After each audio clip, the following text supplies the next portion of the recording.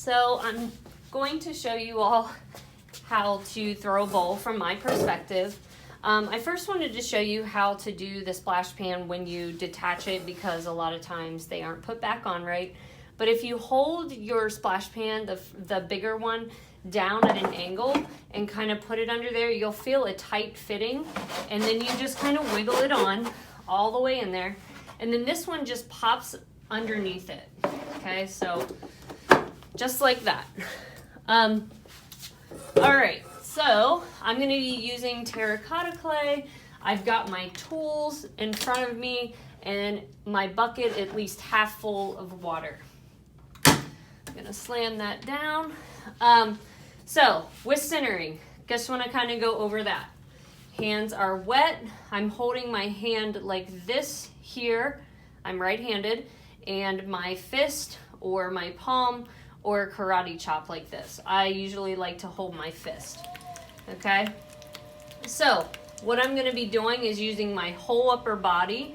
My elbows are tucked in at my side, and I'm pushing forward and down at the same time.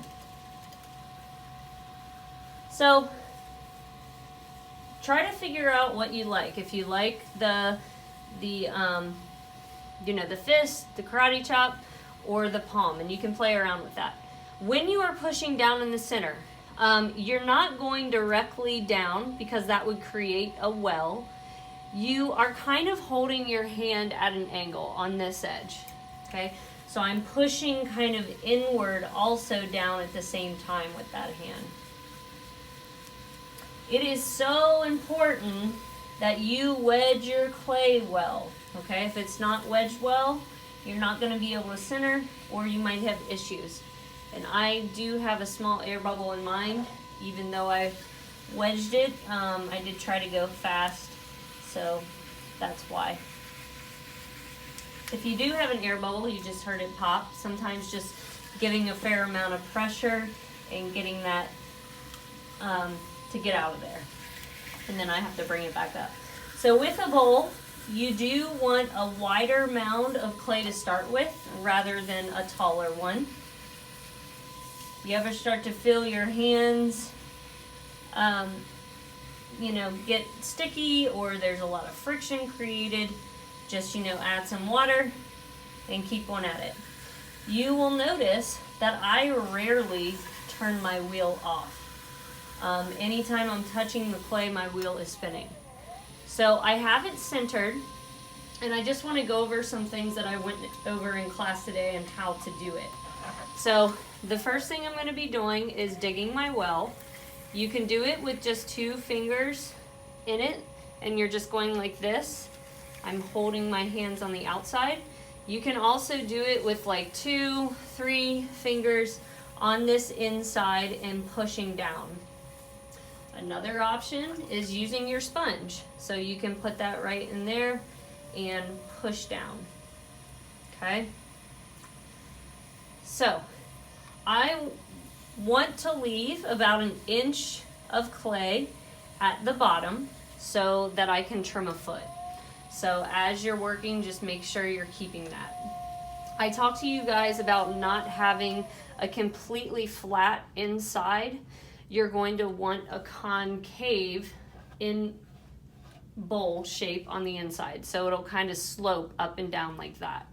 So to achieve that, when you dig your well, you're going to, when you pull it open, you're going to kind of pull back and up at the same time. Okay, you will notice I have like 2 little lips here. I'm just going to hold my hand over top of that so I can get it combined and become one. So again, I'm pushing down and up, pulling back and up kind of at that same time. And I can go back and forth over that inside to get it nice and compressed and smooth, so I don't have any issues with like cracking and just it looking really nice. Okay, so I told you that one issue you can often have with a bowl is that it gets floppy and it can fall on you.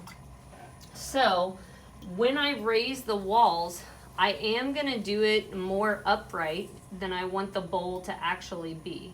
Meaning I am kind of raising the walls more straight up. Not necessarily as straight up as a cylinder, but I am kind of not spreading it out too wide. If I do that and you have thin walls, which you will desire at some point, the thinner walls, then you need, then you can have it flop.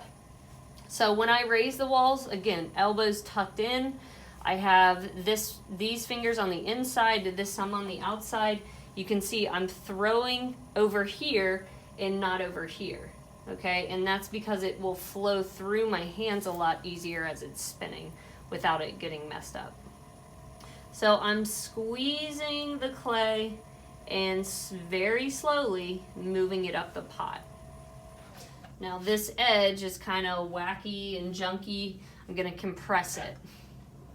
Usually after 1 or 2 pulls, I'm always compressing the lip to get that nice and sturdy and strong. So I have a lot of clay down here, which will be trimmed away, but I am gonna grab some more of that to get some more height out of this.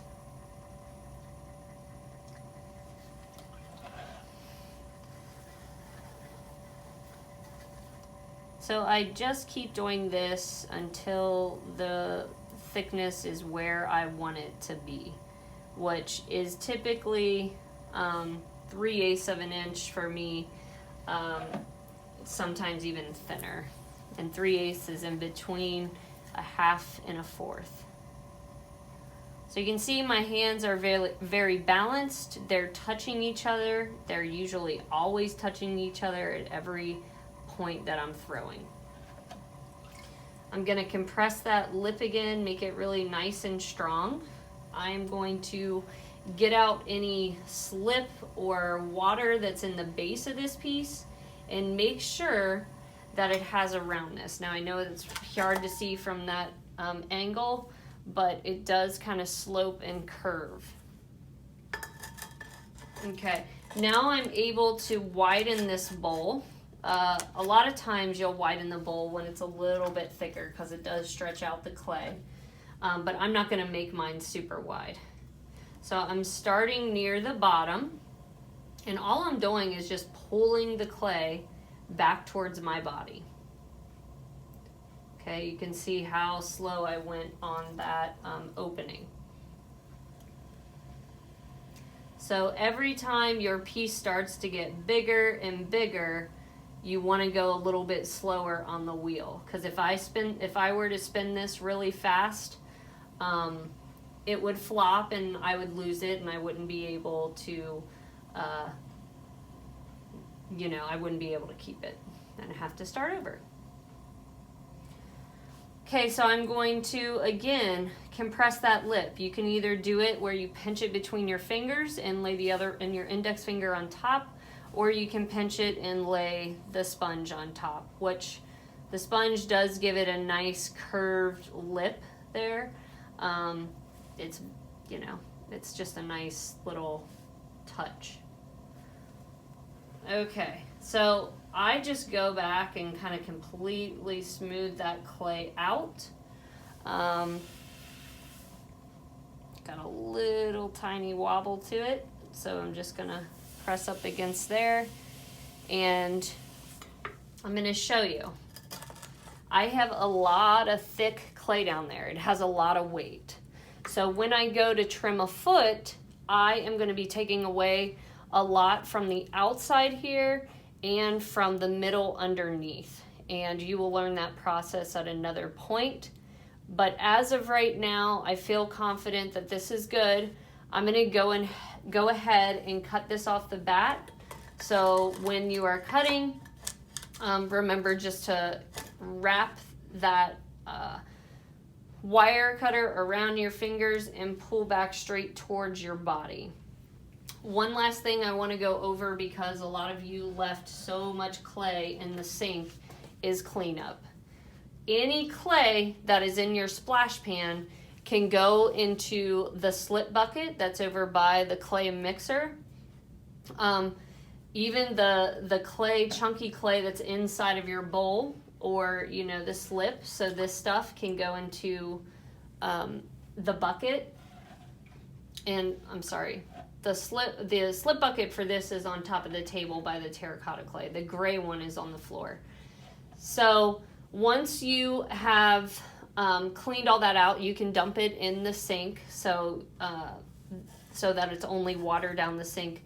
Make sure you clean out your splash pan. Make sure you clean back here. If you do accidentally get clay in the sink, please scoop it out. Don't just leave it there. So that's all I'm going to go over now. I will go over more when we get to the point of actually creating a altered form with the bowl. Good luck, guys.